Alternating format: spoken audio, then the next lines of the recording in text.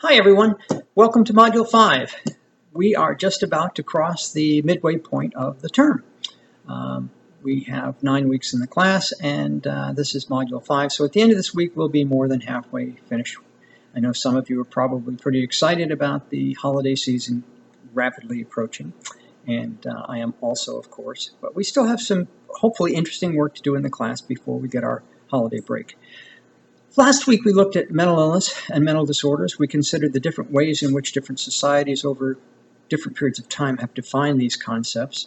We also looked at the social control aspect of it, in other words, how societies have dealt with those afflicted with mental disorders or mental illness. And in our discussion, we considered the different views of our textbook author, Kura, and one of the videos with the presentation by Insel, different conceptualizations as to what mental disorders really are. And I think some of the comments you made in the discussion board relative to this were pretty interesting. This week we are going to turn our attention to violence. And as has been the pattern in the course, we'll look at the different ways in which violence and behavior has been defined and interpreted over the course of different societies, as well as over the course of time.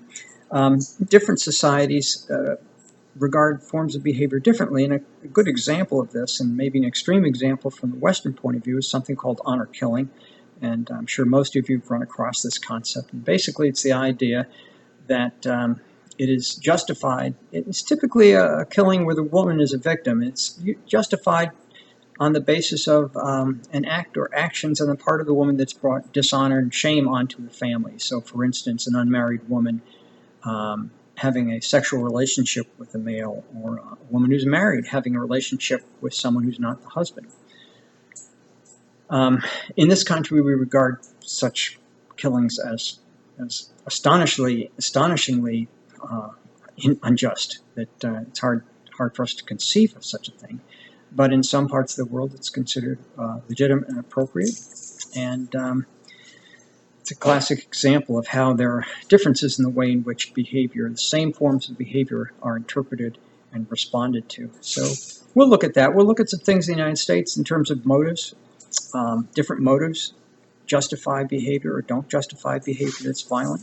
For instance, an NFL player slamming another player to the ground as hard as he possibly can is not considered a breach of appropriate behavior.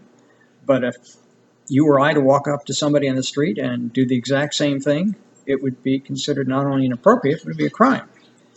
Another example is the death penalty.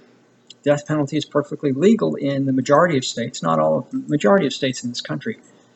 So what is it about that makes killing somebody acceptable and even desirable when in other contexts it's not desirable at all or acceptable at all? So we'll look at some of the circumstances and motives associated with violence that have an influence on what we think of it and how we process it, how we respond to it. This week we will also turning in their outlines for their second paper. And of course we'll have conversation on the discussion board that I hope will be as interesting, and I have every reason to believe it will be as interesting as the ones we've had thus far. I really enjoy reading your observations and interacting with you on the discussion board. So I hope all is going well, and I look forward to our discussions on the discussion board as always. Have a great week.